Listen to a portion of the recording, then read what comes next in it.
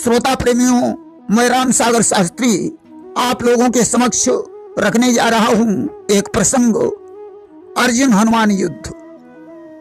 देखिए, एक बार की बात है,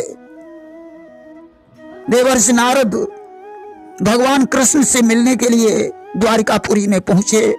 वहां भगवान कृष्ण रुक्मिणी के भवन में विराजमान थे। नारद ने वहां पहुंचकर भगवान कृष्ण को गंधराज का पुष्प प्रदान किया। कृष्ण ने वह पुष्प रुक्मिणी को दे दिया। सत्यभामा इस बात पर नाराज हो गई और जाकर कोप भवन में लेट गई। कृष्ण उसे मनाने के लिए पहुंचे। उन्होंने सत्यभामा से कहा कि है प्राण प्रिय, है ये क्या, बोलो तो ढंग बेढंगा क्यों, बेवक्त फूल से मुखड़े का हो रहा मलिन रंग है क्यों। भगवान कृष्ण बोले, प्रिय, आखिर क्या कारण है जो आज तुम कोप भवन में इस तरह से लेटी हुई हो। सत्यभामा ने कहा, जाओ नाथ, तुम्हारे हृदय में कपट भरा हुआ है, इसलिए मुझे मनाने की कोशिश न करो। रुक्मिणी के महल में चले जाओ जिसे तुमने फूल दिया है।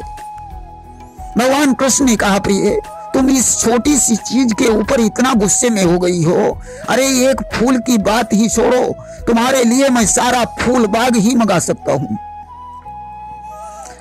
आज भगवान कृष्ण ने अर्जुन से कहा, पार्थ, कुबेर के बगीचे में जाकर सत्यभामा के लिए गंधराज के फूल ले आइए। और वह आज्ञा पाते ही पार्थ चले, कारण प्रभु के अनुसंगी थे, लेकिन उस बन के रखवाले श्री पवन पुत्र बजरंगी थे।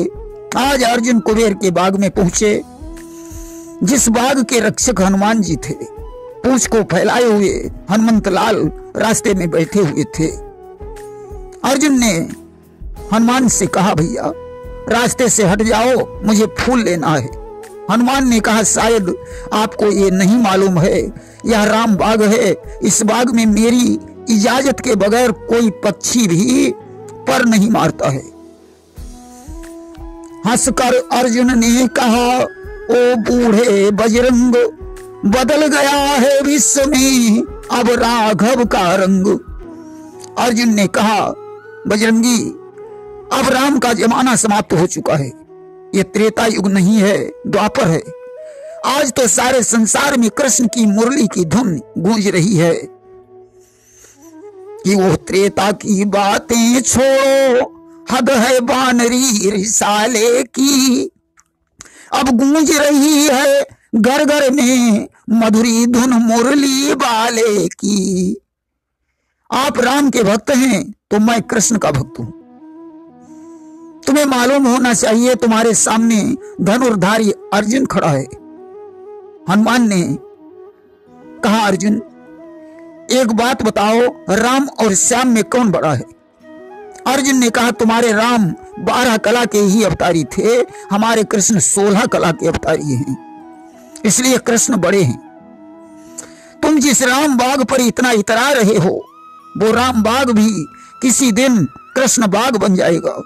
हनुमान ने कहा, अर्जुन, हमारे राम ने समुद्र पर 100 योजन लंबा पुल का निर्माण कराकर लंका में जाकर रावण के अभिमान को नष्ट कर दिया।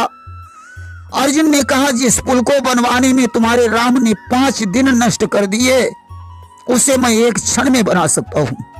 हनुमान ने कहा, वो कैसे। अर्जुन ने कहा, बाणों के बल से। हनुमान ने कहा, परंतु बाणों का पुल सेना के भार को सहन नहीं कर पाएगा। अगर तुम इस प्रतियोगिता में जीत गए तो मैं अपना शीश काट डालूंगा, अगर तुम हार गए तो तुम्हें अपना शीश काटना होगा। अर्जुन ने शर्त को स्वीकार कर लिया। हनुमान ने कहा, तुम पुल बनाओ, मैं उसे तोड़कर दिखाऊंगा। अस्त दोनों लोग समुद्र के तट पर पहुंचे। अर्जुन ने क्षणमात्र में बाणों का पुल बनाकर तैयार कर दिया। देखिए, अर्जुन तरकस से एक बाण निकालते थे, जब धनुष पर रखते थे तो 100 हो जाते थे, जब चलाते थे तो 1000 हो जाते थे। आज पुल बनकर तैयार हो गया। हनुमान ने यहाँ महिमा और गरिमा सिद्धि का प्रदर्शन किया। पर्वताकार बनकर जय श्री राम कहा और पुल पर कूद पड़े।